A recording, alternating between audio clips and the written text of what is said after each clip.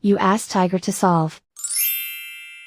This deals with linear equations with one unknown. The final result is x equals -2. Let's solve it step by step. Group all constants on the right side of the equation. Subtract 4 from both sides. Simplify the arithmetic.